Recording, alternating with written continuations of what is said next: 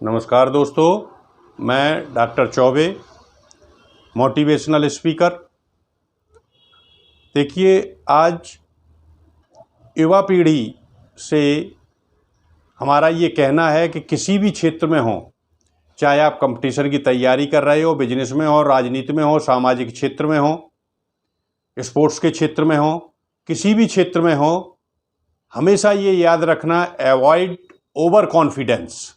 Confidence होना चाहिए आप में, इंटेलिजेंसी होना चाहिए, विजडम होना चाहिए और वाक चातुरता होना चाहिए, बट अवॉइड ओवर कॉन्फिडेंस।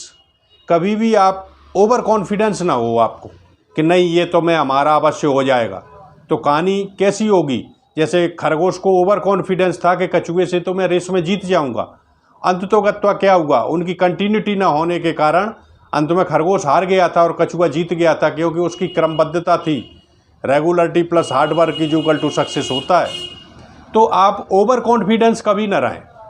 जैसे अभी आपने पूछा कि किस तरीके से कार्य करना चाहिए, तो ओवर कॉन्फिडेंस के लिए सबसे बड़ी चीज़ है, पहले बी पोलाइट।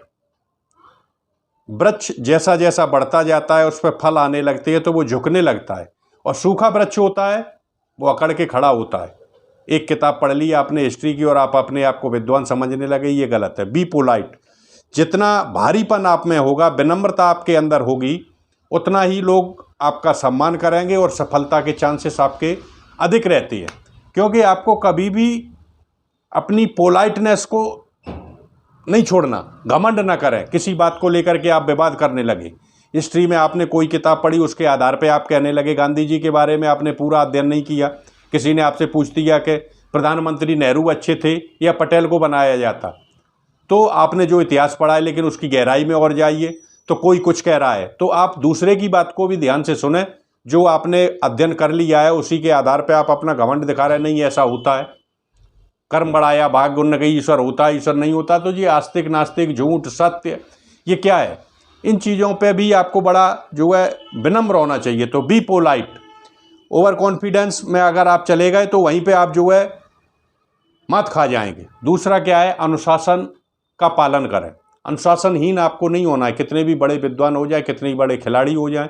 सचिन तेंदुलकर को आप देख लीजिए, खली को देख लीजिए, दारा सिंह को देख लीजिए, किसी भी बड़े बिजनेसमैन को देख लीजिए, ये सब के सब जो है अनुशासन का पालन करते हैं, क्योंकि बिना अनुशासन के सब कुछ बिगड़ जाता है। मैं खुद का उदाहरण दूंगा आपको। इंग्लिश प्रोफेसर के लिए मैं इंटरव्यू देने गया।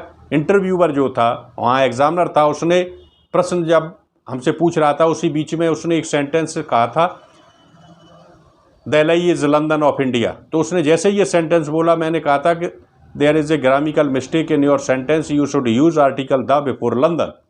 तो ये सही था, मैं अपनी जगह सही था कि उसे आर्टिकल द का प्रयोग लंदन से पहले करना चाहिए था।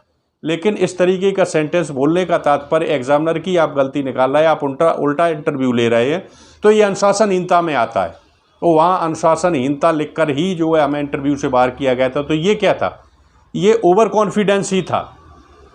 क्योंकि मैं जब भी इंटरव्यू देने के लिए गया था तो मैं ये सोच के गया था कि एक्सपर्ट हो, बने रहो आप।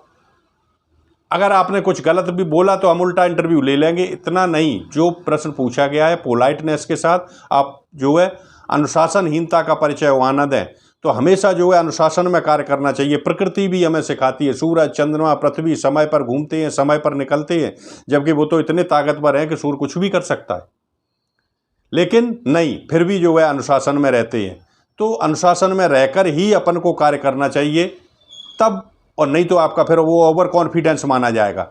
इसके अलावा जो है क्रमबद्धता, स्टेप बाय स्टेप आपको आगे बढ़ना चाहिए। आपको ज्ञान है, फालतू की बहस कर रहे हैं, हाल ही आप गांधी परिवार की बात करने लगे, तुरंत आ गए अटल बिहारी पे बात कर रहे हैं, कभी उत्तर प्रदेश, कभी केरल, कभी दिल्ली। नहीं, ऐसा नहीं करिए, क्रमबद्धता में आप चलिए। देखिए, आपको ज्ञान है, ये अच्छी बात है।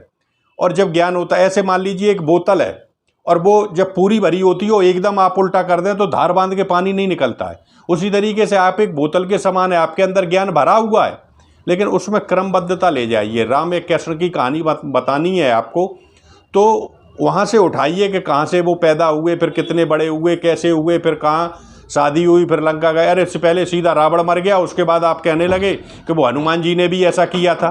तो ऐसा क्यों किया गया? इसमें जो है आप इस बात का ध्यान रखें, इसलिए इन चीज़ों का ध्यान रखिए। तो क्रमबद्धता का आप जो है ध्यान रखेंगे। और दूसरी चीज़ है कि आप हमेशा धैर्य से काम लें। धैर्य से अगर आपने धैर्य छोड़ दिया, बिना धैर्य के जो है आप अपना कार्य नहीं कर पाएंगे। धैर्य का हमेशा जो है आप सहारा लें, क्योंकि अगर आपने धैर्य खो दिया तो किसी भी आप कंपटीशन में सफलता प्राप्त नहीं कर सकते, चाहे वो बिजनेस का क्षेत्र हो या राजनीति का क्षेत्र हो या सामाजिक कार्यकर्ता का क्षेत्र हो, किसी भी क्षेत्र में आपको जो है सफलता प्राप्त नहीं होगी। अंत में आती है कि वाणी पर संयम सबसे बड़ी चीज़ है।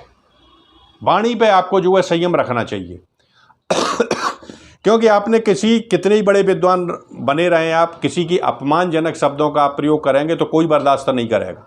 इसलिए ध्यान रखना कि वाणी पर संयम, बात बात की बात में है महत्व अतकाय, और बातन हाथी पाइए और बातन हाथी पाओ। तो ये ध्यान रखना हमेशा कि वाणी का संयम। तो इन चीज़ों को, 5 चीज़ों को आप नोट कर लें। ये ओवर कॉन्फिडेंस में न जाएं आप, वरना असफलता निश्चय ही प्राप्त होगी। तो आप एक अच्छी तैयारी करें, और अच्छी तैयारी किसी भी क्षेत्र की कर सकते हैं, लेकिन हमेशा जो है विनम्रता का परिचय दें और वाणी पर संयम रखें। जय हिंद, जय भारत।